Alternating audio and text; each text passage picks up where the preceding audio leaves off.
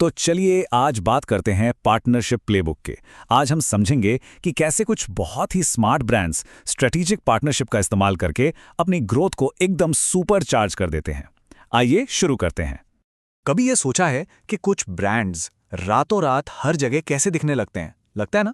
पर इसका जो राज है वो अक्सर वो नहीं होता जो हम सोचते हैं। और राज यही है, असली खेल ज्यादा पैसा खर्च करने का नहीं बल्कि स्मार्ट तरीके से पार्टनरशिप करने का है। ये सिर्फ विज्ञापनों की बात नहीं है, ये उससे कहीं आगे एक बहुत ही सोचा समझा स्ट्रैटेजिक खेल है। तो सवाल यह है कि ये सब इतना जरूरी क्यों है? आखिर क्यों पार्टनरशिप किसी भी ग्रोथ स्ट्रैटेजी का इतना इतना जरूरी हिस्सा मानी जाती हैं? अगर आसान शब्दों में समझें तो स्ट्रैटेजिक पार्टनरशिप का मतलब है ऐसे मौके ढूंढना जो किसी ब्रांड को ज्यादा लोगों तक पहुंचाएं और साथ ही साथ ग्राहकों के बीच उसकी क्रेडिबिलिटी यानी कि उसकी विश्वसनीयता भी बढ़ाएं। सोचिए, जब कोई स्पोर्ट्स ड्रिंक कंपनी किसी बहुत ही पॉपुलर एथलीट के साथ पार्टनरशिप करती है तो उन्हें सिर्फ विजिबिलिटी ही नहीं मिलती बल्कि उस एथलीट की जो सालों की मेहनत से कमाई हुई क्रेडिबिलिटी है उसका भी फायदा मिलता है। यही तो जादू है इसका। तो क्यों तो समझ आ गया, अब सवाल आता है कैसे। देखिए, एक बेहतरीन पार्टनरशिप हमेशा एक बहुत ही ठोस प्लान के साथ ही शुरू होती है। और सबसे पहला कदम है सफलता को डिफाइन करना। मतलब गोल क्या है? क्या ब्रांड अवेयरनेस बढ़ानी है जिसे हम इंप्रेशंस या रीच से मापेंगे, या फिर नए बाजारों में एंट्री करनी है? हो सकता है कि लक्ष्य सीधे सेल्स या लीड्स लाना हो, या फिर सोशल काम करके यानी CSR के जरिए अपनी इमेज को बेहतर बनाना हो। देखिए, हर लक्ष्य को मापने का एक साफ तरीका होना बहुत जरूरी है। और मौके तो सच में अनगिनत हैं। स्ट्रैटेजिक ब्रांड अलायंसेस से लेकर इवेंट स्पॉन्सरशिप्स, मीडिया पार्टनरशिप्स और यहां तक कि टेक्नोलॉजी इंटीग्रेशन तक, यहां क्रिएटिविटी की कोई सीमा ही नहीं है। अच्छा, क्या करना है? ये जानने के बाद अब आता है शायद सबसे जरूरी सवाल, किसके साथ? सही पार्टनर को ढूंढना, बस यही सब कुछ है। चलिए इस पूरे प्रोसेस को 3 आसान से स्टेप्स में तोड़ते हैं। पहला, अपने टारगेट्स को पहचानिए। दूसरा, और ये बहुत जरूरी है, वैल्यूज को अलाइन कीजिए। मतलब क्या आपकी और उनकी सोच मिलती है?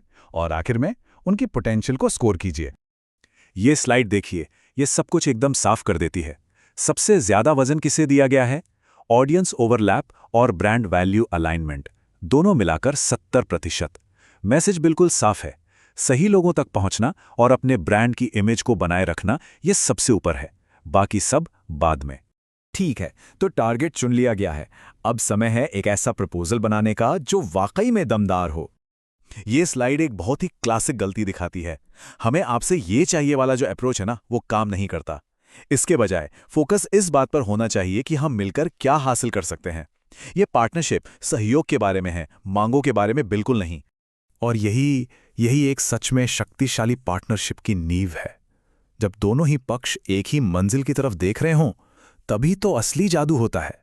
एक बात समझ लीजिए, पार्टनरशिप को लॉन्च कर देना तो सिर्फ आधी लड़ाई है। असली काम तो इसकी सफलता को लगातार मापने और मैनेज करने में है। तो सफलता को ट्रैक कैसे किया जाता है?